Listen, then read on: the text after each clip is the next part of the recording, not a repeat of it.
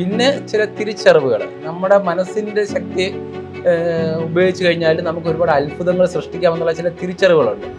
അപ്പൊ അത് കഴിഞ്ഞിട്ട് പിന്നെ എനിക്കറിയാൻ കഴിഞ്ഞത് കൊട്ടാരത്തിൽ ആര് പോയിരുന്നാലും തീരുമാനിച്ചത് അത് കാണിക്കാതെ വിടില്ല. ഇത് ലോകത്തിലെ തന്നെ ഏറ്റവും ചെറിയ പ്രവർത്തിക്കുന്ന നമ്പർ ലോക്കാണ്.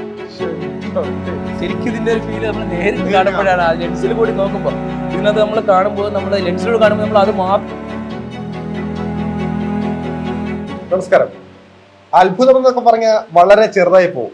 ഇന്ന് നാം പരിചയപ്പെടാൻ പോകുന്ന വ്യക്തിയെക്കുറിച്ചും അദ്ദേഹം ചെയ്യുന്ന പ്രവർത്തികളെക്കുറിച്ചും പറയുകയാണെങ്കിൽ, ഗണേഷ് സുബ്രഹ്മണ്യം എന്ന നാനോ ശില്പിയാണ് നമ്മോടൊപ്പം ഇന്ന് മാസ്റ്റർ മൈൻഡ്സിലുള്ളത്.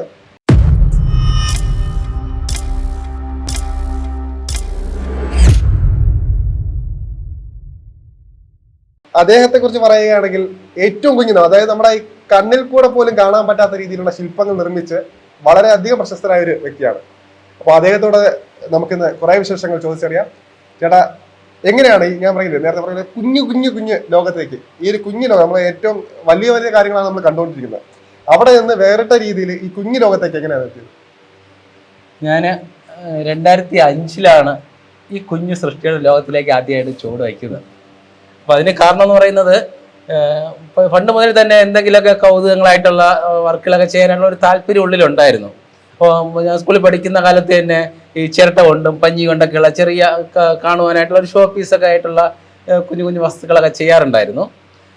അങ്ങനെ എൻ്റെ ഒരു സ്കൂൾ വിദ്യാഭ്യാസം കഴിഞ്ഞിട്ട് ഞാൻ എത്തിയത് സ്വർണ്ണത്തൊഴിൽ മേഖലയിലാണ്, സ്വർണ്ണാഭരണങ്ങൾ ചെയ്യുന്ന മേഖലയിൽ. അതിന് കാരണം എന്ന് പറയുന്നത് ഞങ്ങളുടെ കുലത്തൊഴിലാണ് സ്വർണ്ണാഭരണങ്ങൾ ചെയ്യുക എന്നുള്ളത്. അപ്പോൾ എൻ്റെ അച്ഛൻ മരിക്കുന്നത് എൻ്റെ ഒരു 12ാമത്തെ വയസ്സിലാണ്. അപ്പോൾ അത് കഴിഞ്ഞിട്ട് സ്കൂൾ വിദ്യാഭ്യാസം കഴിഞ്ഞിട്ട് എൻ്റെ സഹോദരന്മാരുടെ കൂടെ ഇരുന്നിട്ടാണ് ഞാൻ സ്വർണ്ണത്തൊഴിൽ പഠിച്ചത്. അങ്ങനെ സ്വർണ്ണത്തൊഴിലൊക്കെ പഠിച്ചു കഴിഞ്ഞിട്ട് അതിനകത്തും എൻ്റേതായിട്ടുള്ള ഒരു വ്യത്യസ്തത കണ്ടെത്താനായിട്ടുള്ള ശ്രമം ഞാൻ എപ്പോഴും ചെയ്യാറുണ്ടായിരുന്നു, പുതിയ ഡിസൈനുകളൊക്കെ കണ്ടെത്തുവാനായിട്ട്.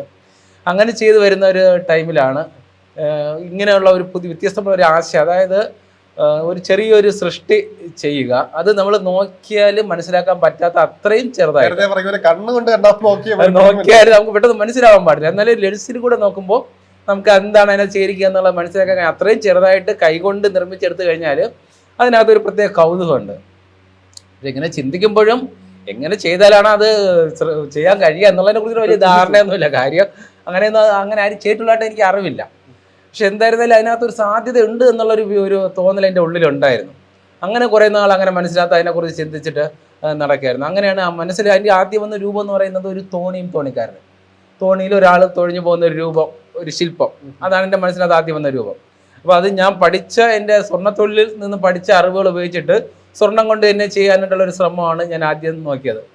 അങ്ങനെ തുടങ്ങിയതാണ്. അപ്പോൾ ആദ്യം ഞാൻ ചെയ്തത് ഈ തോണി, അതിൻ്റെ ഒരു മാതൃക പല ടെക്നിക്ക് ഉപയോഗിച്ചിട്ട് അതിൻ്റെ സോൾഡറിങ് ചെയ്യാൻ പറ്റുമോ എന്നൊക്കെ നോക്കിയിട്ട്, കുറേ കാർവ് ചെയ്ത് എടുക്കാൻ പറ്റുമോ എന്നൊക്കെ നോക്കിയിട്ടൊക്കെ കുറേ ശ്രമങ്ങളൊക്കെ പാഴായി. പക്ഷെ ഓരോ തവണ പാഴാകുമ്പോഴും സ്വർണം പാഴാകുക എന്ന് പറഞ്ഞാൽ ഇതൊക്കെ ഇതിനകത്ത് ഒരു കാര്യം പറഞ്ഞാൽ ഇതൊക്കെ സ്വർണ്ണത്തിലാണ് ചെയ്തിരിക്കുന്നത്. പക്ഷെ എന്നിരുന്നാൽ പോലും സ്വർണത്തിന്റെ വില നമ്മൾ നോക്കുകയാണെങ്കിൽ നമ്മൾ സാധാരണ ഒരു ചായ കുടിക്കാൻ കൊടുക്കുന്ന ആ ഒരു തുകയൊക്കെ മതിയാവും സ്വർണത്തിന്, അത്രയും ചെറിയ അളവേ ഉള്ളൂ എന്നുള്ളതാണ്. പക്ഷെ ഇതിനകത്ത് വെല്ലുവിളി എന്ന് പറയുന്നത് ഇത്രയും ചെറുതായതുകൊണ്ട് തന്നെ അത് പരാജയപ്പെടാനുള്ള ഒരു സാധ്യത വളരെ വലുതാണ്. നമ്മൾ കുറേ നാള് ദിവസങ്ങളും മാസങ്ങളൊക്കെ എടുത്ത് ചെയ്യുന്ന ചില വർക്കുകൾ നമ്മുടെ ഒരു സെക്കൻഡ് നിമിഷത്തിൽ നമ്മുടെ ഒരു മനസ്സൊന്ന് അശ്രദ്ധ കൊണ്ടോ അല്ലെങ്കിൽ മനസ്സ് പാളിപ്പോയാൽ ആ ശ്രമം അവിടെ പാഴായി പോവാണ്. അപ്പോൾ അതുകൊണ്ട് വളരെ ക്ഷമയോടുകൂടി മുന്നോട്ട് പോയാൽ മാത്രമേ തന്നെ വിജയിപ്പിക്കാൻ പറ്റുള്ളൂ. അപ്പോൾ അതുകൊണ്ട് തുടക്കത്തിൽ ഒരുപാട് തവണ ഫെയിലിയർ വന്നു. പക്ഷെ ഓരോ തവണ ഫെയിലിയർ വരുമ്പോഴും നമുക്ക് അതിൽ നിന്നൊരു പാഠം ഉണ്ടാവും, എന്തുകൊണ്ട് അങ്ങനെ സംഭവിച്ചു എന്നുള്ളൊരു പാഠം ഉണ്ടാവും. ആ ഒരു പാഠം ഉള്ളിൽ വെച്ചുകൊണ്ട് വീണ്ടും തുടങ്ങും. അങ്ങനെയാണ് ഒരു 5-6 മാസത്തുള്ള ഒരു ശ്രമം കൊണ്ടാണ് എൻ്റെ ആദ്യത്തെ ഒരു സൃഷ്ടി, ഒരു കടുകുമണി വലുപ്പത്തിൽ ഒരു തോണിക്കാരനും 2005 ചെയ്ത് വിജയിപ്പിച്ചത്. അത് ചെയ്ത് കഴിയുന്നവർക്ക് ഞാൻ ആട് പറഞ്ഞിട്ടില്ലായിരുന്നു ഞാൻ ഇങ്ങനെ ഒരു ശ്രമം നടത്തുകയാണ്. ചെയ്ത് കഴിഞ്ഞിട്ട് ആദ്യം വീട്ടിൽ കാണിച്ചു, കണ്ടപ്പോൾ അവർക്കൊക്കെ ഭയങ്കര അത്ഭുതമായി, ഇത് എങ്ങനെ ഇത്രയും ചെറുതായിട്ട് ചെയ്യാൻ പറ്റിയിട്ടുണ്ടെന്നുള്ളത്. പിന്നെ എൻ്റെ സുഹൃത്തുക്കൾ ആ ഒരു ഇതൊക്കെ കാണുമ്പോൾ എല്ലാവരും കാണുന്നവർക്ക് ഭയങ്കരമായിട്ട് അത് അത്ഭുതപ്പെട്ടു. ഇത്രയും ചേർത്ത് കൈ കൊണ്ട് ചെയ്തെടുക്കുക എന്ന് പറഞ്ഞാൽ ഭയങ്കര. പിന്നെ അന്ന് കുറേ മാധ്യമങ്ങളിലൊക്കെ അതിനെക്കുറിച്ചിട്ടുള്ള റിപ്പോർട്ടുകളൊക്കെ വന്നിട്ട് ശ്രദ്ധിക്കപ്പെട്ടു, ആദ്യത്തെ വർക്ക് തന്നെ. അപ്പോൾ എനിക്ക് മനസ്സിലായി എനിക്ക് ഇതിനകത്ത് എന്തെങ്കിലുമൊക്കെ ചെയ്യാനായിട്ട് സാധിക്കും. പക്ഷെ അന്നത്തെ കാലത്തിലൊക്കെ ചെയ്തതിൻ്റെ വർക്ക് എന്ന് പറയുമ്പോൾ നമുക്ക് ഇപ്പോൾ ചെയ്യുന്നതിൻ്റെ ഒരു സൃഷ്ടിയും അന്നത്തെ സൃഷ്ടി തമ്മിൽ കുറേ വ്യത്യാസങ്ങളുണ്ട്. അന്ന് ഞാൻ ചെയ്ത് കഴിഞ്ഞാൽ ഒരു രൂപമായിട്ട് വന്നു എങ്കിൽ പോലും നമ്മുടെ സ്ഥിരമായിട്ടുള്ള 2005 ഒരു ഡൗട്ട് സ്വാഭാവികമായിട്ട് എല്ലാവർക്കും തോന്നുന്ന ഡൗട്ടാണ്. അതായത് എങ്ങനെ ഇത് നമുക്കൊരു കൈ കൊണ്ട് പോലും പിടിക്കാൻ പറ്റില്ല. അപ്പൊ എങ്ങനെയാണ് അത് കൃത്യമായിട്ട് ഓരോ നമുക്കറിയാം ഡീറ്റെയിൽ നമുക്ക് ഓരോ ശില്പങ്ങൾ കണ്ടാൽ അറിയാം കറക്റ്റ് ആയിട്ട് ഓരോ ഡീറ്റെയിലിംഗ് ഒക്കെ അത്രയും പെർഫെക്ഷൻ ആണ്. കണ്ണായാലും മൂക്കായാലും വലിപ്പ ചെറുതാണെങ്കിൽ പോലും എല്ലാം കൃത്യമായിട്ട് എത്തുന്നുണ്ട്. അതെങ്ങനെയാ പെർഫെക്ഷൻ ഇവിടെ എല്ലാം എത്തിക്കാൻ പറ്റിയത്? അത് നമുക്ക് എത്രത്തോളം അതിനകത്ത് ചെയ്യാൻ കഴിയുമോ അത്രയും ചെയ്യാനായിട്ടുള്ള ഒരു നമ്മുടെ ഒരു ഡെഡിക്കേഷൻ ആണ് അതിനകത്ത് നമുക്കൊരു ഔട്ട്പുട്ട് വരുന്നത്. എക്യുപ്മെന്റ്സ് ഞാനിപ്പോൾ കൂടുതൽ സ്ഥിരമായിട്ട് ഉപയോഗിക്കുന്നത് ചെറിയ സൂചികളാണ്. ഇതിനകത്ത് വേറെ രഹസ്യങ്ങളൊന്നുമില്ല. വളരെ ചെറിയ സൂചി പോയിന്റ് ചെയ്യുന്നു, ലെൻസിലൂടെ നോക്കിയിട്ട് നമ്മുടെ മനസ്സിനകത്തുള്ള ഒരു രൂപം ആ സ്വർണ്ണ തരിക്കകത്ത് കൊത്തിയെടുക്കുക ചെയ്യുന്നത്. അപ്പൊ എന്നെ സംബന്ധിച്ചിടത്തോളം ഒരു തരി സ്വർണ്ണം എടുക്കുന്നു, അത് നമുക്ക് ചെറിയൊരു അരക്ക് പോലെ ഒരു പ്രതലത്തിൽ പിടിപ്പിച്ചിട്ട് നമുക്ക് സൂചി കൊണ്ട് മനസ്സിനകത്ത് നമുക്കൊരു ചെയ്യാനുള്ള ഒരു രൂപം ഉണ്ടല്ലോ, അത് നമ്മൾ അതിനകത്ത് കൊണ്ടുവരാനായിട്ട് വളരെ വളരെ ചെറിയ ശരിക്കും ഒരു ശില്പം നമ്മൾ കൊത്തിയെടുക്കുന്ന ഒരു ഫംഗ്ഷൻ തന്നെയാണ്. പക്ഷെ ഇത് കാണാൻ പ്രയാസമാണ്. അപ്പൊ അത്രയും സൂക്ഷ്മമായിട്ട് ചെയ്യണം എന്നുള്ളതാണ്. അപ്പോൾ എന്നെ സംബന്ധിച്ചിടത്തോളം ഞാൻ ഏത് സൃഷ്ടി ചെയ്യുമ്പോഴും പരമാവധി നമുക്ക് അവിടെ ഏതുവരെ പോകാൻ സാധിക്കും എന്നുള്ള അത്രയും വരെ ശ്രമം നടത്തും. കാര്യം നമ്മളിപ്പോൾ ഒരു ഫേസ് ചെയ്തിരുന്നാലും അതിൻ്റെ ദേഹത്തുള്ള അലങ്കാരങ്ങളൊക്കെ ആയിരുന്നാലും നമുക്ക് എന്തുമാത്രം ലെവലിൽ അതിൻ്റെ ഒരു പെർഫെക്ഷൻ എത്തിക്കാൻ സാധിക്കും അത്രയും ശ്രമം അതിനകത്ത് നമ്മൾ കൊടുക്കുമ്പോൾ അതിൻ്റെ ഒരു ഔട്ട്പുട്ടാണ്. നമ്മൾ നോക്കുമ്പോൾ ഓരോ കുഞ്ഞു സൃഷ്ടിക്കകത്തും കുറേ സ്ഥലം ഓരോ നിന്ന് നോക്കുമ്പോൾ നമുക്ക് മനസ്സിലാവും അതിനകത്ത് ചെറിയ ചെറിയ ഡീറ്റെയിൽസ് പോലും. ഇപ്പൊ നമ്മളൊരു ഗണപതി വിഗ്രഹം കാണുകയാണെങ്കിൽ ജസ്റ്റ് ഒരു ഗണപതി വിഗ്രഹം അത്രയും ചെറുതാണെങ്കിൽ പോലും അഡ്ജസ്റ്റ് ചെയ്ത് ഒരു വർക്ക് ചെയ്ത് നിർത്താം. പക്ഷെ നമ്മൾ നോക്കുമ്പോൾ കുറെ നേരം നിന്ന് നോക്കുകയാണെങ്കിൽ ആ ഗണപതിയുടെ താഴെ ഒരു എലി ഇരിക്കുന്ന കാണാൻ പറ്റും, ഗണപതിയുടെ വയറ്റിൽ ഒരു സർപ്പം ചുറ്റിയിരിക്കുന്ന കാണാൻ പറ്റും, ഒരു കൊറ്റ കൊമ്പ്. ഇതൊക്കെ നമ്മൾ ഇത്രയും ചെറുതിനകത്ത് സൂക്ഷ്മമായിട്ട് നിന്ന് വിശകലനം ചെയ്ത് നോക്കുകയാണെങ്കിൽ ഓരോന്നിനകത്തും അത്രയും ചെറിയ ചെറിയ ഡീറ്റെയിൽസ് പോലും കൊണ്ടുവരാനായിട്ടുള്ള ഒരു ശ്രമം നടത്തിയിട്ടുണ്ട്. അതാണ് ഇതിന്റെ അട്രാക്ഷൻ. വളരെ ചെറിയ നമുക്കറിയാം, നമുക്ക് ചെറിയ കാര്യങ്ങൾ പോലും നമ്മൾ പെട്ടെന്ന് ദേഷ്യപ്പെടാൻ അങ്ങനെ, പക്ഷെ ഇതിനകത്ത് ഇന്ന് പാളിപ്പോയ എല്ലാം പോകും. കാരണം ഇപ്പം എല്ലാം ചെയ്തപ്പോ ഒരു മാസം വർക്കാണെങ്കിൽ ഒരു 29 ദിവസം പെർഫെക്റ്റ് ആയിട്ട് അവസാനത്തെ ഒരു ദിവസം മതി പാളിപ്പോകും. അത്ര ക്ഷമയോടെ പോയത്, അത്രയും ക്ഷമ എങ്ങനെയാണ് കിട്ടിയത് ചോദിക്കാനുള്ളത്? എങ്ങനെയാണത്? അത് നമ്മുടെ ഉള്ളിലുള്ള ഒരു സ്വഭാവ രീതി തന്നെ ആയിരിക്കാം. പെട്ടെന്ന് അങ്ങനെ ദേഷ്യപ്പെടുന്ന സ്വഭാവക്കാരനൊന്നും അല്ല. പിന്നെ മറ്റൊരെന്ന് പറഞ്ഞാൽ ഞാൻ യോഗയും മെഡിറ്റേഷനൊക്കെ സ്ഥിരമായിട്ട് അഭ്യസിക്കുന്ന ആളാണ്. അപ്പോൾ അതൊക്കെ എൻ്റെ മനസ്സിൻ്റെ നിയന്ത്രണത്തിനൊക്കെ വളരെയേറെ സഹായിച്ചിട്ടുണ്ട്. മനസ്സിനെ ഒരു സ്ഥലത്ത് തന്നെ ഫോക്കസ് ചെയ്ത് നിർത്താനും ആ ഒരു ക്ഷമയൊക്കെ കൈവരിക്കാനായിട്ട് ധ്യാനവും അതുപോലെ തന്നെ യോഗയൊക്കെ വളരെയേറെ സഹായിക്കുന്നുണ്ട്. അപ്പോൾ അതൊക്കെ തന്നെ ഇതിൻ്റെ വിജയിപ്പിക്കുന്നതിനകത്തുള്ളൊരു കാരണമാണ്. പിന്നെ ചില തിരിച്ചറിവുകൾ, നമ്മുടെ മനസ്സിൻ്റെ ശക്തി ഉപയോഗിച്ച് കഴിഞ്ഞാൽ നമുക്ക് ഒരുപാട് അത്ഭുതങ്ങൾ സൃഷ്ടിക്കാമെന്നുള്ള ചില തിരിച്ചറിവുകളുണ്ട്. ഇതൊക്കെ ഒരുപാട് വായനയിൽ നിന്നൊക്കെ കിട്ടിയിട്ടുള്ള അറിവുകളാണ്. നമ്മുടെ കലാം സാറിനെ പോലുള്ളവരുടെ ഒരുപാട് പേരുടെ പുസ്തകങ്ങളൊക്കെ ധാരാളം വായിച്ചിട്ട് അങ്ങനെയൊക്കെ കിട്ടുന്ന അറിവാണ്. നമ്മൾ എല്ലാവരുടെ ഉള്ളിലും ഒരു കഴിവും ഒരു എല്ലാ അത്ഭുതങ്ങളും പ്രതികളെ കഴിവും ഓരോരുത്തരുടെ ഉള്ളിലും ഉണ്ടെന്നുള്ളതാണ്. പക്ഷെ അത് തിരിച്ചറിയുന്നവരുടെ എണ്ണം കുറവാണ് എന്നുള്ളതാണ്. എനിക്കിത് സാധിക്കും, അതാരും ചിന്തിക്കുന്നില്ല. സാധാരണക്കാരനിടയിലേക്കാണ് അബ്ദുൽ കലാം, മോഹൻലാല്, മഹാരാജാവ്, അങ്ങനെ നിരവധി നമ്മൾ വന്ന് കയറുമ്പോൾ തന്നെ കാണുന്നത് നിരവധി പ്രഗത്ഭരായ നമ്മൾ കാണാൻ ഒരു വട്ടം കാണാൻ ആഗ്രഹിക്കുന്ന ആൾക്കാരാണ്. അവരൊക്കെ തേടി എത്തിയിട്ടുണ്ട്. അതായത് ഈ ഒരു കഴിവ്, ഈ ഒരു പ്രവൃത്തിയാണ്. അതെങ്ങനെയായിരുന്നു എക്സ്പീരിയൻസ്? അത് എൻ്റെ ജീവിതത്തിലെ ഈ ഒരു മേഖലയിൽ എത്തിയതിനു ശേഷം ഒരുപാട് സൗഭാഗ്യങ്ങൾ എനിക്ക് ഈ ഒരു മേഖലയിൽ നിന്ന് തന്നെ കിട്ടിയിട്ടുള്ളതാണ്. അത് ഒരുപാട് ഇപ്പോൾ ഈ പറഞ്ഞതുപോലെ ഒരുപാട് ലെജൻഡായിട്ടുള്ള ആൾക്കാരുടെ നേരിട്ട് കാണുവാനും അവരുടെയൊക്കെ ഒരു അപ്രിസിയേഷൻ കിട്ടുവാനൊക്കെ ഉള്ള ഒരു സൗഭാഗ്യം ഉണ്ടായിട്ടുണ്ട്. അതിൽ നമുക്ക് പറയുന്ന പോലെ തന്നെ ഈ കലാം സാറിന് 2010 ഞാനൊരു ചെറിയൊരു നാനോ സൃഷ്ടി അദ്ദേഹത്തിന് വേണ്ടിയിട്ട് കൊടുക്കുവാനും അദ്ദേഹത്തിന് നേരിട്ടുള്ള ഒരു അഭിനന്ദനവും അദ്ദേഹത്തിൻ്റെ ഒരു കയ്യൊപ്പോട് കൂടിയിട്ടുള്ള ഒരു അപ്രിസിയേഷൻ ലെറ്ററൊക്കെ കിട്ടുവാനായിട്ടുള്ള ഒരു ഭാഗ്യം ഉണ്ടായി. പിന്നെ അതുപോലെ നമ്മുടെ ഉത്രാടം തിരുനാൾ മാർത്താണ്ഡവർമ്മ മഹാരാജാവ് തിരുമനസിന് വേണ്ടിയിട്ടും എൻ്റെ ഒരു സൃഷ്ടി കൊടുക്കാനായിട്ട് സാധിച്ചിട്ടുണ്ട്. അതുപോലെ നമ്മുടെ ലാലേട്ടനിലേക്ക് എങ്ങനെയാണ് എത്തിയത്? ലാലേട്ടന് വേണ്ടി അത് തുടങ്ങി ഞാൻ ഈ പറഞ്ഞ പോലെ തിരുമനസിന് വേണ്ടിയിട്ടുള്ള ഒരു സൃഷ്ടി ചെയ്യുന്നതിൻ്റെ അടുത്ത് നിന്നാണ് അതിൻ്റെ ഒരു തുടക്കം. ഞാനിങ്ങനെ ഈ ചെറിയ ശില്പങ്ങളൊക്കെ ചെയ്യുന്ന കൂട്ടത്തിൽ കുറേ വിഗ്രഹങ്ങളൊക്കെ ചെയ്യുന്നുണ്ടായിരുന്നു. ഗണപതി, പത്മനാഭസ്വാമി, ശ്രീകൃഷ്ണൻ, അങ്ങനെയുള്ള പല വിഗ്രഹങ്ങളും. അതിൽ ഈ പത്മനാഭസ്വാമിയുടെ ഒരു രൂപം ഒരു 3.5 മില്ലിമീറ്റർ, അതായത് ഒരു അരിമണിക്കുള്ളിൽ പോലും വയ്ക്കാൻ പറ്റുന്ന അത്രയും ചെറിയ ഒരു പത്മനാഭസ്വാമിയുടെ ഒരു ചെറിയൊരു വിഗ്രഹം ചെയ്തപ്പോൾ, അത് 2008, 2009 ആ ഒരു കാലഘട്ടത്തിലാണ് ചെയ്ത് പൂർത്തിയാക്കിയപ്പോൾ എൻ്റെ ഒരു താല്പര്യം ഇത് കൊട്ടാരത്തിൽ പോയിട്ട് ഉത്രാടം തിരുനാൾ തിരുമനസിനൊന്ന് കാണിക്കുക എന്നുള്ളതായിരുന്നു. കാര്യം അവരറിയപ്പെടുന്നത് തന്നെ പത്മനാഭദാസൻ എന്നാണ്. അപ്പോൾ ഈ ഒരു പത്മനാഭസ്വാമിയുടെ ഈ ഒരു കൗതുക വിഗ്രഹം ഒന്ന് കൊണ്ട് കാണിക്കണം എന്നുള്ള ഒരു താല്പര്യത്തിൽ ഞാൻ കൊട്ടാരത്തിൽ ചെല്ലുകയും അദ്ദേഹത്തിന് നേരിട്ട് കാണുവാനുള്ള ഒരു അവസരം കിട്ടുകയും അങ്ങനെ ഞാൻ ഈ സൃഷ്ടി കൊണ്ട് കാണിക്കുകയാണ്. ഞാനിത് കൊണ്ടുപോകുമ്പോൾ ചെറിയൊരു ബോക്സിനകത്ത് വെച്ചിട്ട് ഒരു ലെൻസൊക്കെ ആയിട്ടാണ് കൊണ്ടുപോകുന്നത്. അദ്ദേഹം ലെൻസിലൂടെ നോക്കിയപ്പോഴത്തേക്കും ഭയങ്കരമായിട്ട് അദ്ദേഹം അത്ഭുതപ്പെട്ടു, ഭയങ്കര സന്തോഷമായി. അപ്പോൾ അത് അദ്ദേഹത്തിന് 90ാം പിറന്നാൾ ആഘോഷിക്കുന്ന ഒരു സമയമാണ്. അപ്പോൾ എൻ്റെ മനസ്സിൽ തോന്നിയ ഒരു താല്പര്യം ഞാൻ പറഞ്ഞു, അദ്ദേഹത്തിന് ഞാനിത് പിറന്നാൾ സമ്മാനമായിട്ട് തരുവാനായിട്ട് ഞാൻ ആഗ്രഹിക്കുകയാണെന്ന്. എന്നോട് ചോദിച്ചത്, ഇതിങ്ങനെ തരുന്നതിനെ വച്ചിരിക്കുന്നതിനേക്കാളും നമുക്ക് ഒരു ആഭരണം ഒരു മോതിരത്തിലോ ലോക്കറ്റിലോ ഉള്ളിൽ കൊണ്ടു നടക്കാൻ പറ്റുന്ന രീതിയിൽ ആയിരുന്നെങ്കിൽ നന്നാവുമായിരുന്നു എന്ന് എന്നോട് ഇങ്ങനെ ഒരു ചോദിച്ചു. അപ്പോൾ അവിടെ നിന്നാണ് ഇതിനെ എന്തെങ്കിലും ഒരു മോതിരത്തിനുള്ളിൽ എങ്ങനെയൊക്കെ വയ്ക്കാനായിട്ട് പറ്റുന്ന ഒരു ഡിസൈൻ കണ്ടെത്താനുള്ള ഒരു ശ്രമം തുടങ്ങുന്നത്. പക്ഷേ ഇത് നമുക്ക് വെറുതെ മോതിരത്തിനകത്ത് വച്ചു എന്ന് പറഞ്ഞാൽ ഒരു കാര്യമില്ല. കാര്യം ഇത് ആരെങ്കിലും കണ്ടാലും ഒന്നും മനസ്സിലാവില്ല, അത്ര ചെറുതാണല്ലോ. അപ്പോൾ ഇത് കാണണമെങ്കിൽ ലെൻസ് വേണം. അപ്പോൾ അങ്ങനെയാണ് ഒരു ലെൻസ് കൂടെ ഘടിപ്പിച്ച ഒരു മോതിരം കണ്ടെത്താനുള്ള ഒരു ശ്രമം തുടങ്ങിയത്. കുറേ ഡിസൈനൊക്കെ പരീക്ഷിച്ചു. അങ്ങനെയാണ് അനന്ത വിജയം എന്ന് പേര് കൊടുത്തിട്ടുള്ള ഒരു മോതിരം ചെയ്ത് പൂർത്തിയാക്കിയത്. അപ്പോൾ ആ മോതിരത്തിൻ്റെ പ്രത്യേകത എന്ന് പറഞ്ഞാൽ ഇത് കയ്യിൽ ധരിക്കുമ്പോൾ ശംഖുമുദ്രയുള്ള ഒരു മോതിരമായിട്ട് കാണുവാനായിട്ട് സാധിക്കും. ഈ മോതിരത്തിനുള്ളിലാണ് ഈ വിഗ്രഹം പ്രതിഷ്ഠിച്ചിരിക്കുന്നത്. അപ്പോൾ ആ വിഗ്രഹം കാണാനായിട്ട് മോതിരത്തിൻ്റെ ഒരു വശത്തുള്ള ഒരു ബട്ടൺ നമ്മളൊന്ന് പ്രസ് ചെയ്യുകയാണെങ്കിൽ ലെൻസ് തനിയെ ഓപ്പൺ ആവും. ആ ലെൻസ് ഓപ്പൺ ആയി കഴിഞ്ഞാൽ ആ ലെൻസ് ഉള്ളിലൂടെ നോക്കിയാൽ ഇതിനകത്തുള്ള ഇത്രയും ചെറിയൊരു സൃഷ്ടിയെ നമുക്ക് വളരെ ഡീറ്റെയിൽ ആയിട്ട് കാണാം. കണ്ടു കഴിഞ്ഞാൽ ലെൻസ് ഫോൾഡ് ചെയ്തിട്ട് പ്രസ് ചെയ്ത് കഴിഞ്ഞാൽ ഒരു സാധാരണ റിങ് പോലെ ധരിക്കാനും പറ്റുന്ന ഒരു മോതിരം. അത് ഞാൻ അദ്ദേഹത്തിന് പിറന്നാൾ സമ്മാനമായിട്ട് 2009 കൊടുക്കുകയും ആ ഒരു വർക്കിനെ ആദരിച്ചുകൊണ്ട് കൊട്ടാരത്തിൽ നിന്നും തിരുവിതാംകൂർ സ്വർണ്ണപ്പതക്കം നൽകി അദ്ദേഹത്തിൻ്റെ ഒരു ആദരവ് കിട്ടാനുള്ള ഒരു ഭാഗ്യമുണ്ടായി. അപ്പോൾ അത് കഴിഞ്ഞിട്ട് പിന്നെ എനിക്കറിയാൻ കഴിഞ്ഞത്, കൊട്ടാരത്തിൽ ആര് പോയിരുന്നാലും തിരുമനസ് അത് കാണിക്കാതെ വിടില്ല. അദ്ദേഹത്തിന്റെ സെക്രട്ടറി പറഞ്ഞിട്ടുണ്ട്, ദിവസം 5 പ്രാവശ്യം എന്നെ കാണിക്കും. അത് തന്നെയാണ്. അപ്പോൾ ലാലേട്ടൻ നമ്മുടെ ലഫ്റ്റനന്റ് കേണൽ പോസ്റ്റ് കിട്ടിയ സമയത്ത് തിരുമനസിനെ സല്യൂട്ട് ചെയ്യാനായിട്ട് കൊട്ടാരത്തിൽ ചെന്നിരുന്നു. ആ ഒരു വേളയിൽ അദ്ദേഹം സ്വാഭാവികമായിട്ട് മോതിരം കാണിക്കുന്നു. ലാലേട്ടന് ഇത് ഭയങ്കര ഇഷ്ടമായി. ലാലേട്ടൻ പിന്നെ ഈ കൗതുകങ്ങളൊക്കെ ഭയങ്കര ഇഷ്ടപ്പെടുന്ന ഒരാളാണല്ലോ. അങ്ങനെ അദ്ദേഹത്തിന് വളരെ ഇഷ്ടമായി. അങ്ങനെയാണ് ഒരുപാട് തീർച്ചയായിട്ടും അങ്ങനെയാണ് ഇതിനെക്കുറിച്ച് അറിഞ്ഞിട്ട് ലാലേട്ടൻ ഒരു ദിവസം വിളിക്കുകയാണ്. ഇങ്ങനെ ഞാൻ കൊട്ടാരത്തിൽ ചെന്നപ്പോൾ എനിക്കിത് കാണുവാനായിട്ട് പറ്റി, എനിക്ക് വളരെ ഇഷ്ടപ്പെട്ടു, അദ്ദേഹത്തിന് വളരെ നല്ലൊരു അഭിനന്ദനം. അപ്പോൾ തിരുവനന്തപുരത്ത് ഞാൻ വരുമ്പോൾ നമുക്കൊന്ന് നേരിട്ട് കാണണം എന്നൊക്കെ പറഞ്ഞിട്ടാണ് ആ ഫോൺ സംഭാഷണം വെച്ചത്. അങ്ങനെ അദ്ദേഹം ഒരു ദിവസം എൻ്റെ വീട്ടിലേക്ക് വരികയാണ്. എൻ്റെ വർക്ക് ചെയ്യുന്ന സ്ഥലത്ത് വന്നു. ഞാൻ ഭയങ്കര എന്താ പറയുക, അന്ന് എന്നെ വളരെ അടുത്ത് കുറച്ച് ആൾക്കാർക്ക് മാത്രമേ ഞാൻ പറഞ്ഞിട്ടുണ്ടായിരുന്നുള്ളൂ. കാരണം വെച്ചാൽ നമുക്ക് അദ്ദേഹത്തിന് നമ്മളായിട്ട് ഒരു ബുദ്ധിമുട്ടുണ്ടാക്കാൻ പാടില്ല. അപ്പൊ അങ്ങനെ അതുകൊണ്ട് തന്നെ ആ ഒരു നിർദ്ദേശപ്രകാരം വളരെ കുറച്ച് പേരുമായിട്ട് ഉണ്ടായിരുന്നു. അന്ന് വന്നു. ഞാൻ ചെയ്തിട്ടുള്ള കുറേ സൃഷ്ടികളൊക്കെ അന്ന് അദ്ദേഹം നേരിട്ട് കണ്ടു. ഈ മോതിരത്തിനെ കുറിച്ചൊക്കെ അന്ന് സംസാരിച്ചു.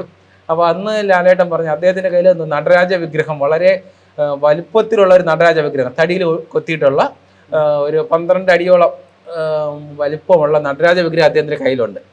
അപ്പോൾ ഏറ്റവും ചെറിയൊരു നടരാജ വിഗ്രഹത്തിനെ കുറിച്ച് അന്ന് സംസാരിച്ചു. അപ്പോൾ ഞാൻ പറഞ്ഞു, അങ്ങനെയാണെങ്കിൽ നടരാജ വിഗ്രഹം അദ്ദേഹത്തിന് വേണ്ടിയിട്ട് ചെയ്ത് കൊടുക്കാമെന്നുള്ള ഒരു താല്പര്യത്തിൽ വളരെ ഒരു അരിമണിയേക്കാളും ചെറിയ വലിപ്പത്തിൽ നടരാജൻ്റെ എല്ലാ ഡീറ്റെയിൽസോടും കൂടിയിട്ടുള്ള ഒരു വിഗ്രഹം ചെയ്യുകയും അത് തിരുമനസിന് കൊടുത്തതുപോലെയുള്ള ഒരു ലെൻസൊക്കെ വെച്ചിട്ടുള്ള മോതിരത്തിനകത്താക്കിയിട്ട് ലാലേട്ടന് കൊടുക്കാനായിട്ട് സാധിച്ചു. അങ്ങനെ ലാലേട്ടനുമായിട്ട് ഒരു ബന്ധം അവിടെ നിന്ന് ഇപ്പോഴും അദ്ദേഹത്തിൻ്റെ അതിനുശേഷം പലതവണയും മീറ്റ് ചെയ്യുകയും എൻ്റെ വെബ്സൈറ്റിൻ്റെ ഇനാഗ്രേഷനൊക്കെ ചെയ്യാനായിട്ട് വരികയും തുടർന്ന് ഞാൻ ലാലേട്ടൻ്റെ തന്നെ ഒരു പെയിൻറ്റിങ് അരിമണിക്കകത്ത് അദ്ദേഹം ലെഫ്റ്റനന്റ് കേണൽ ആ ഒരു കോസ്റ്റ്യൂമിൻ്റെ നിൽക്കുന്ന ആ ഒരു ഫിഗർ അരിമണിക്കകത്ത് പെയിൻറ്റ് ചെയ്ത് വീണ്ടും ഞാൻ അദ്ദേഹത്തിന് വേണ്ടി ചെയ്ത് കൊടുത്തിട്ടുണ്ടായിരുന്നു. ആവർത്തിച്ചുകൊണ്ടിരിക്കണം. നമുക്ക് ഒരിക്കലും നമ്മൾ എപ്പോഴും ചെയ്യുന്നുണ്ട്. നമുക്കിപ്പോൾ ഇത്രയും വർഷങ്ങളായെങ്കിലും ഇപ്പോൾ ഏതാണ്ട് 2005 തുടങ്ങിയിട്ട് ഇപ്പോൾ ഏതാണ്ട് ഒരു 100-ൽ പരം സൃഷ്ടികൾ ചെയ്തിട്ടുണ്ട്. ഇപ്പോഴും ചെയ്തുകൊണ്ടിരിക്കുകയാണ്. പുതിയ ആശയങ്ങൾ ഇനിയും ഒരുപാട് വ്യത്യസ്തങ്ങളായിട്ടുള്ള ആശയങ്ങളുടെ പുറകിൽ തന്നെയാണ്.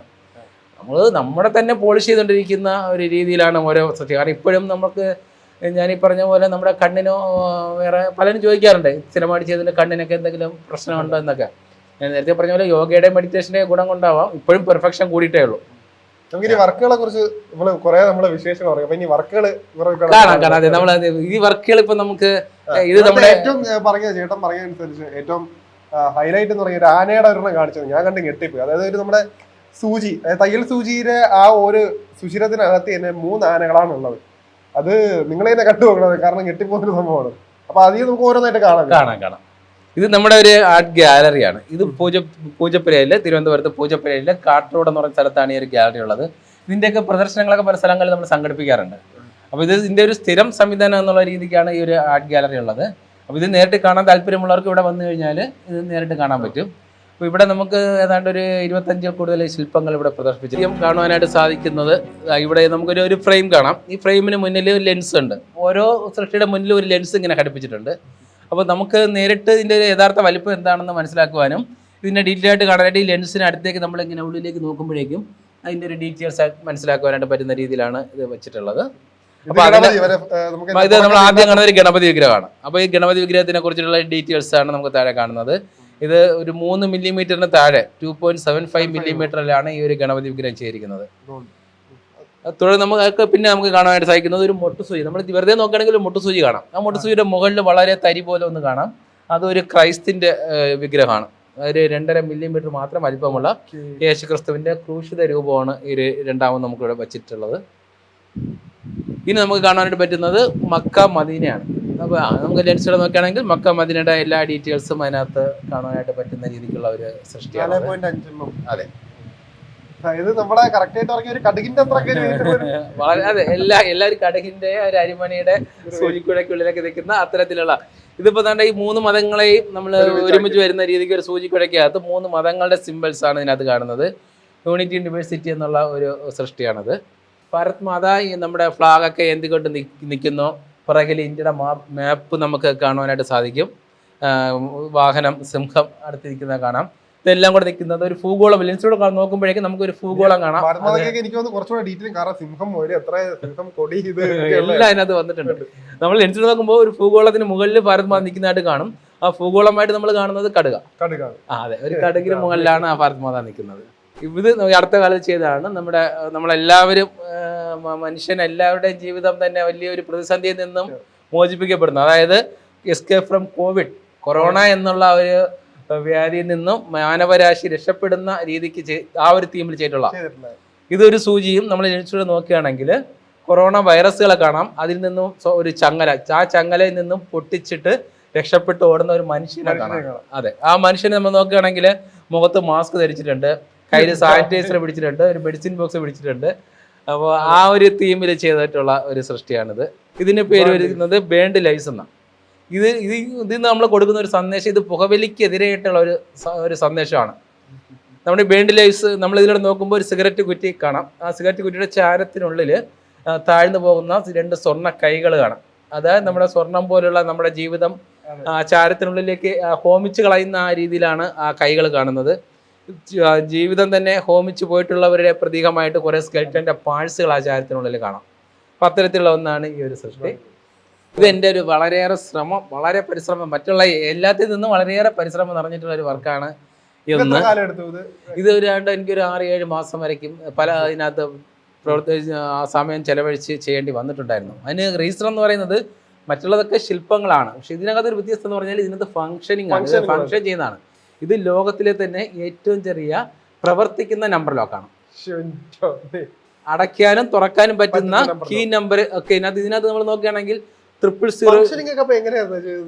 ഇതിന് വേണ്ടിയിട്ട് ഇതിപ്പോ ഞാൻ ഇങ്ങനെ ചെയ്തു വന്നപ്പോൾ കുറെ പേര് ചോദിച്ചായിരുന്നു, ഇത്രയും ചെറുത് മറ്റാരും ചെയ്യുന്നില്ലെങ്കിൽ നിങ്ങൾക്ക് ഗിന്നസ് ബുക്കിലേക്ക് അപ്ലൈ ചെയ്യാമോ എന്നൊക്കെ ചോദിച്ചിരുന്നു. പക്ഷെ എൻ്റെ ഒരു അന്വേഷണത്തിൽ എനിക്ക് മനസ്സിലായത് എന്തെങ്കിലും മെക്കാനിസം കൂടി ഉൾക്കൊള്ളുന്നതിനാണ് അതിനകത്ത് പോസിബിലിറ്റി കൂടുതലുള്ളത്. അപ്പോൾ മെക്കാനിസം കൂടി ഉള്ള എന്തെങ്കിലും ചെയ്യണം എന്നുള്ള രീതിയിലുള്ള ഒരു ശ്രമത്തിൽ നിന്നാണ് നമ്പർ ലോക്കിലേക്ക് വന്നത്. അപ്പോൾ അതിന് വേണ്ടിയിട്ട് ഞാൻ കുറേ ലോക്കുകൾ വാങ്ങിയിട്ട് അതിനെ പൊട്ടിച്ച് അതിനകത്തുള്ള മെക്കാനിസത്തിനെ കുറിച്ചൊക്കെ നോക്കി എങ്ങനെയാണത് വർക്ക് ചെയ്യുന്നതൊക്കെ പഠിച്ചിട്ട് ഇതിനകത്ത് അതുപോലെ തന്നെ അതിന് ഉള്ളിൽ വരുന്ന ഓരോ പാർട്സുകളും സെപ്പറേറ്റ് ചെയ്ത് അതിനെ ഒരുമിച്ച് അസംബിൾഡ് ചെയ്ത് യഥാർത്ഥ ലോക്ക് വർക്ക് ചെയ്യുന്ന അതേ മെക്കാനിസം ഇതിനകത്ത് കൊണ്ടുവന്നിട്ടുണ്ട്.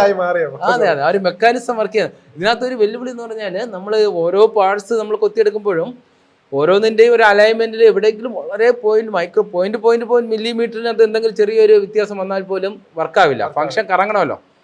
ഇതിനകത്ത് നമ്മൾ ഉപേക്ഷിച്ചിട്ട് പുതുതായിട്ട് കുറേ തവണ ചെയ്ത് വന്നിട്ടുണ്ട്. ഇപ്പൊ ഇതിനകത്ത് ഇതിന് മുമ്പ് ചെയ്ത 2 വർക്കുകൾ ഫെയിലിയർ ആയിരുന്നു. അപ്പൊ അതിനകത്ത് ഒരു കാര്യം എന്ന് പറയുന്നത് ഈ 3 ഡിസ്കുകൾ ഇതിനകത്ത് കറങ്ങുന്നുണ്ട്. ഈ ഡിസ്കിന്റെ വശത്താണ് നമ്മൾ ഈ നമ്പറൊക്കെ കാർവ് ചെയ്തിരിക്കുന്നത്.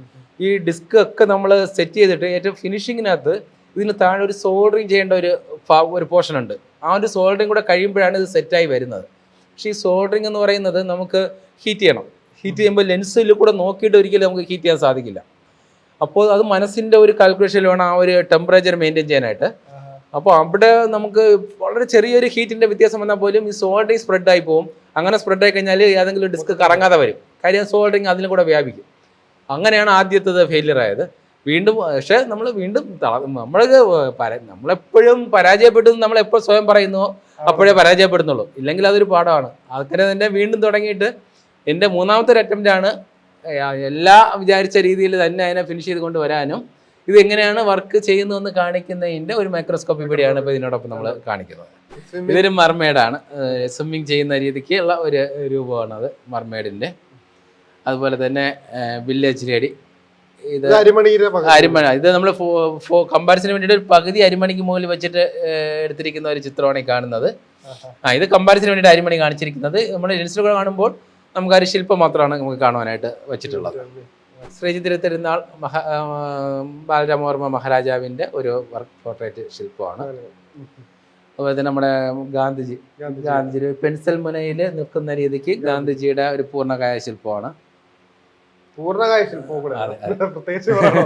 അതുപോലെ മദർ തെരേസ നമുക്കിവിടെ കാണാം. പ്രാർത്ഥിക്കുന്ന തൊഴുകൈകളോടെ നിൽക്കുന്ന മദർ തെരേസയുടെ രൂപം ഒരു കഥകളി രൂപമാണ്. ഇത് ഗോൾഡും അക്കലെ കളറൊക്കെ ഉപയോഗിച്ചുകൊണ്ട് ചേരുകയാണ്. ഈ കഥകളി രൂപത്തിന് നമുക്ക് വളരെ സൂക്ഷ്മം നോക്കിയാൽ മുഖത്ത് മേക്കപ്പും കോസ്റ്റ്യൂംസിന്റെ ഡിസൈനിങ് ഒക്കെ നമുക്ക് കാണാനായിട്ട് സാധിക്കും. പ്രത്യേകിച്ച് കാരണം അത്ഭുതം നോക്കണം. കാരണം ഒരു കടുകുമണിയുടെ അളവ് നമുക്കറിയാം. അതിനെ പകുതി മുറിച്ചിട്ട് അതിന്റെ വേറൊരു കഥകളി എന്ന് പറയുമ്പോൾ ആലോചിച്ച് നോക്കാം എത്രത്തോളം അത് ശരിക്കും മനസ്സിലാവുന്ന മനുഷ്യരെ കുറിച്ച് കേട്ടത്. ഇത് ഞാൻ ചെയ്തിട്ടുള്ളതിൽ നേരത്തെ ശരത്ത് പറഞ്ഞ പോലെ തന്നെ വളരെ ചെറിയ ഏറ്റവും ചെറിയൊരു സൃഷ്ടിയാന്ന് പറയാം. അതായത് നമുക്ക് തയ്യൽ സൂചി മാത്രമേ കാണാൻ. സത്യം പറഞ്ഞു കഴിഞ്ഞാൽ ലോകത്തെ ഏറ്റവും വലിയൊരു മൃഗത്തിനെ ഒരു തയ്യൽ സൂചി ഒരു പദപ്രയോഗം ഈ സൂചിക്കുഴകളിലൂടെ ഒട്ടകം കിടക്കില്ല എന്ന് പറഞ്ഞിട്ടുള്ള ഒരു പഴമൊഴി ഉണ്ടല്ലോ. 3 ആനകളെ ഒരുമിച്ചാണ്. ഒന്നല്ല, അത് 3 ആനയാണ്. ഒരു കൊമ്പനും ഒരു പിടിയും ഒരു കുട്ടിയും അങ്ങനെയാണ് നമ്മൾ അതിനകത്ത് അതിനെ പ്രദർശിച്ചിരിക്കുന്നത്. ഇത് ചെയ്യുന്ന മാത്രമല്ല, ഇത് സൂചിക്കകത്ത് വയ്ക്കുക എന്ന് പറയുന്നത് വലിയൊരു ടാസ്കാണ്. കാര്യം പലതവണ ഇതിനകത്ത് നമ്മൾ ഒട്ടിച്ച് വെക്കുകയാണ്. പക്ഷെ നമുക്ക് എടുക്കുകയാണെങ്കിൽ പോലും ഒരു സൂചി മുന കൊണ്ട് പതുക്കെ ഒന്ന് ഒപ്പിയെടുത്ത് വയ്ക്കാനേ പറ്റുള്ളൂ. അങ്ങനെയുള്ള സന്ദർഭങ്ങളിൽ നഷ്ടപ്പെട്ടിട്ട് പോയിട്ടുള്ള സംഭവങ്ങളുണ്ട് കേട്ടോ. ചിലതൊക്കെ ഏതാണ്ട് കംപ്ലീറ്റ് ഒക്കെ ഫിനിഷ് ചെയ്ത് വരുന്ന സമയത്ത് കയ്യിൽ നിന്ന് താഴെ പോയിട്ട് തിരിച്ച് കിട്ടാതായിട്ടുള്ള ഉണ്ടാകും. പലതും ചിലതൊക്കെ പോയി കഴിഞ്ഞാല് കിട്ടി ചോദിക്കുന്നത് വേറൊരു കാര്യം. കാരണം ഇപ്പൊ ഒരു സാധനം നഷ്ടപ്പെട്ടു കഴിഞ്ഞാൽ അത് എങ്ങനെയാണ് കണ്ടുപിടിക്കുന്നത്? വളരെ പ്രയാസമാണ്. നമ്മൾ വളരെ സൂക്ഷ്മമായിട്ട് താഴെ നമ്മളെപ്പോഴും ചെയ്യുമ്പോഴത്തേക്ക്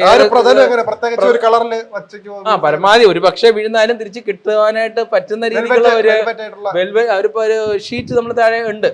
അപ്പൊ ഒരു പക്ഷേ കയ്യിൽ നിന്ന് പോയാലും തിരിച്ച് കിട്ടാനുള്ള ഒരു സാഹചര്യം. പക്ഷെ എന്നിട്ട് പോലും കിട്ടാതെ പോയിട്ടുള്ള സംഭവങ്ങളും ഉണ്ട്. അറിയാൻ പറ്റില്ല എന്നുള്ളതാണ്.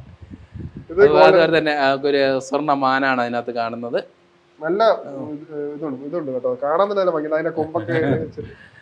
ഒരു മുട്ടുസൂചിക്ക് മുകളിൽ ഒരു ചാടുന്ന ഒരു കുതിരയുടെ ഒരു പ്രതിമയാണ് ഇതിനകത്തുള്ളത്. ഇവിടെ വരുമ്പോൾ ഞാൻ നേരത്തെ പറഞ്ഞ ഒരു മോതിരം, ആ മോതിരത്തിന്റെ ഒരു ഡെമോയാണ് ഇപ്പൊ ഇവിടെ നമുക്ക് കാണുവാനായിട്ട് പറ്റുന്നത്. ഇത് നമുക്ക് നേരത്തെ പറഞ്ഞ പോലെ ശംഖുമുദ്രയുള്ള ഒരു മോതിരവും ഇത് നമ്മൾ ഡെമോയ്ക്ക് വേണ്ടിയിട്ട് വെച്ചിരിക്കുന്നതാണ്. അപ്പോൾ അത് നമുക്ക് ഇത് ശരിക്കും നമ്മൾ ഉപയോഗിക്കത്തക്ക രീതിയിലുള്ള ഒരു വർക്കല്ല, അതിന്റെ ഒരു രൂപം കാണിക്കാനായിട്ട് ചെയ്തിരിക്കുന്ന ഒന്നുമാണ്. ഇതിപ്പോൾ നമുക്ക് എപ്പോഴും നമ്മൾ കൗതുകങ്ങൾക്ക് വേണ്ടിയിട്ട് പോകുമ്പോൾ നമ്മൾ കയ്യിൽ കിട്ടുന്നതിനകത്തൊക്കെ നമ്മൾ എന്തെങ്കിലും ഒരു കൗതുകത്തിനെ കൂടെ ചിന്തിക്കുമല്ലോ. നമ്മൾ അങ്ങനെ നമ്മുടെ വീടിൻ്റെ പരിസരത്ത് നിന്നുള്ള ഒരു സ്ഥലത്ത് നിന്നും ഒരു പല്ലിമുട്ട കിട്ടുകയുണ്ടായി. ആ പല്ലിമുട്ടയിൽ നിന്ന് ഉണ്ടാക്കിയിട്ടുള്ള ഒന്നാണ് ഇവിടെ നമ്മൾ വെച്ചിരിക്കുന്നത്. നമ്മളറിയില്ല, നമ്മൾ സ്വർണ്ണമൊക്കെ ഉപയോഗിക്കുന്ന ഒരു ആമാടപ്പെട്ടിയാണ്. ഈ ആമാടപ്പെട്ടി തുറന്നു കഴിഞ്ഞാൽ ഇതിനകത്ത് മറ്റൊരു ആമാടപ്പെട്ടി കാണാം. ഇത് പല്ലിമുട്ടയിൽ തന്നെ ചെയ്തിട്ടുള്ള അടയ്ക്കാനും തുറക്കാനും പറ്റുന്ന ഒരു ആമാടപ്പെട്ടിയാണ്. അതെ അതെ, ഞാൻ നേരത്തെ പൊട്ടിക്കഴിഞ്ഞാൽ നമുക്ക് അത് വളരെ സൂക്ഷ്മമായിട്ട് ആ മുട്ടയെ 2ആയിട്ട് പകുത്തുകൊണ്ട് അതിനകത്ത് ആൾട്രേഷൻ വർക്കുകളൊക്കെ ചെയ്തിട്ട് ആണ് ആ ഒരു സത്യം പറയാണ്ടല്ലോ മനുഷ്യരിൽ നിന്ന് പറയുന്ന ഒരു ഉറുമ്പിന്റെ ലോകത്ത് പോയത്. കാരണം ഇങ്ങനത്തെ കാണുമ്പോഴേ ഉറുമ്പ് എങ്ങനെ ഒരു വ്യൂവിൽ കാണുന്നത് അതേ ഒരു ഫീലാണ്. ഇത് നമ്മൾ അവിടെ കണ്ടതിൽ കുറച്ച് വ്യത്യസ്തമായിട്ടുള്ള ഒരു രീതിയിലാണ് ഇതിനെ നമ്മളിപ്പോൾ ഇവിടെ പ്രദർശിച്ചിട്ടുള്ളത്. ഇവിടെ നമുക്കൊരു കേസായിട്ട് കാണാം. ഇതിപ്പോൾ പലരും നമ്മൾ നേരത്തെ പറഞ്ഞ പോലെ മോതിരമൊക്കെ ആവശ്യപ്പെട്ട് പലരും ചോദിക്കാറുണ്ട് കയ്യിൽ ധരിക്കുന്ന രീതിയിൽ. അതുപോലെ തന്നെ ചില കൗതുകമായിട്ടുള്ള വസ്തുക്കൾ ശേഖരിക്കുന്നവർക്ക് കളക്ഷനായിട്ടൊക്കെ വയ്ക്കാനായിട്ടൊക്കെ പറ്റുന്ന രീതിക്ക് ചോദിക്കാറുണ്ട്. അപ്പോൾ അത്തരത്തിൽ നമുക്ക് കൊടുക്കാൻ കഴിയുന്ന രീതിയിലുള്ള ഒരു രീതിയിലാണ് ഇത് ചെയ്തിരിക്കുന്നത്.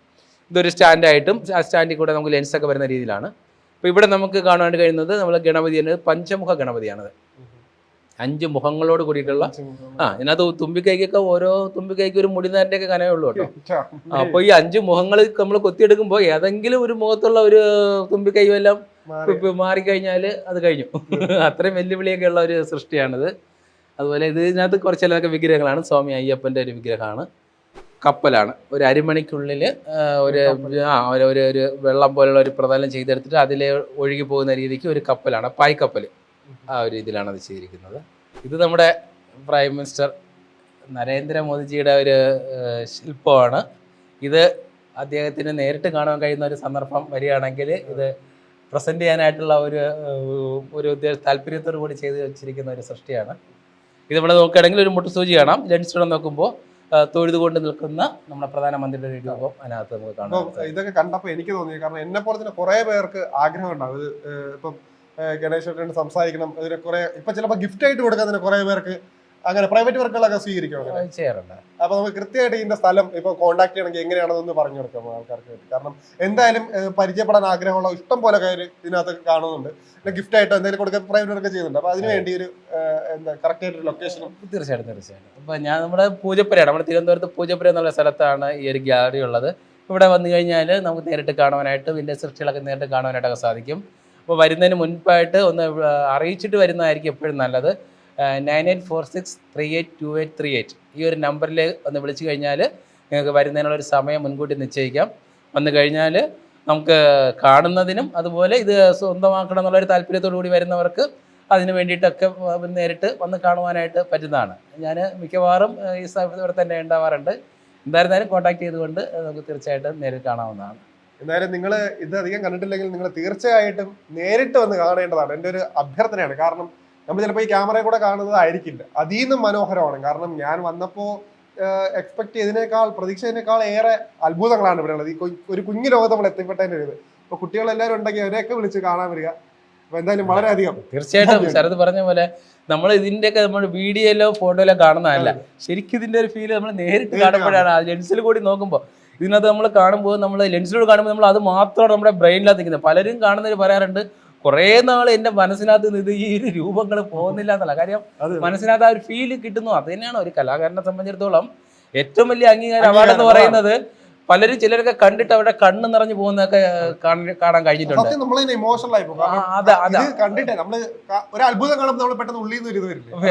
അത് തന്നെയാണ് ഒരു കലാകാരനെ സംബന്ധിച്ചുള്ള എത്ര നമ്മൾ മാസങ്ങളൊക്കെ എടുത്ത് ചെയ്യുന്നതിന്റെ ഏറ്റവും വലിയൊരു അവാർഡ്. ഇത് കണ്ടു കഴിയുമ്പോൾ അത് കാണുന്നവരുടെ ഉള്ളിലുണ്ടാവുന്ന ആ ഒരു ഫീല് അത് കിട്ടും. അത് അപ്പോഴും കിട്ടുന്ന ഒരു സന്തോഷം ഭയങ്കര വലുതാണ്. കാരണം മാർക്കറ്റിംഗിലൊന്നും വലിയ മാർക്കറ്റിംഗ് ഒന്നും പോയിട്ടില്ല. നമ്മൾ അറിഞ്ഞുകൊണ്ടാണ് നിങ്ങളെ അറിയിക്കാൻ പോകുന്നത്. കാരണം ഇത് അറിയാതെ പോരുതായാലും. അപ്പം ഇനിയുള്ള ദിവസങ്ങളിൽ എന്തായാലും ആൾക്കാർ തേടിയെത്തും ഇത് കാണാൻ. ഇതിന് അംഗീകാരങ്ങൾ ഒട്ടേറെ കിട്ടി. ഇനിയും ഇത് ഒരുപാട് ലെവലിലേക്ക് എത്തണമെന്നാണ് നമ്മുടെ ഒരു ആഗ്രഹം.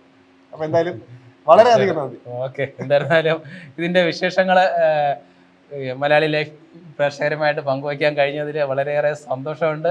ഇനിയും മുന്നോട്ട് ഒരുപാട് ആശയങ്ങൾ നമുക്ക് ഉണ്ട്. ഇപ്പോഴും നമുക്ക് അതെ ഇനി ഒരുപാട് ആശയങ്ങളുണ്ട്. ഇനി ഇതിന്റെയൊക്കെ പ്രദർശനങ്ങളൊക്കെ നമ്മുടെ ഇന്ത്യയുടെ പല സ്ഥലങ്ങളിൽ നടന്നു കഴിഞ്ഞു. ഇനിയിപ്പോൾ വിദേശ രാജ്യങ്ങൾ ഉൾപ്പെടെ ഇതിൻ്റെയൊക്കെ ഒരു പ്രദർശനങ്ങളുമായിട്ട് പോകാനായിട്ടുള്ള കാര്യങ്ങളൊക്കെ നടന്നു വരികയാണ്. അപ്പോൾ അതിൻ്റെയൊക്കെ ഒരു പാതയിൽ എല്ലാവരുടെയും ഈ പറഞ്ഞ അനുഗ്രഹവും പ്രോത്സാഹനമൊക്കെ എന്നും ഇതുപോലെ തന്നെ ഉണ്ടാവണം എന്ന് പറഞ്ഞുകൊണ്ട് കണ്ടിരുന്ന എല്ലാവർക്കും എൻ്റെ ഒരു സന്തോഷം, നന്ദി ഈ അവസരത്തിൽ അറിയിക്കുന്നു. Thank you.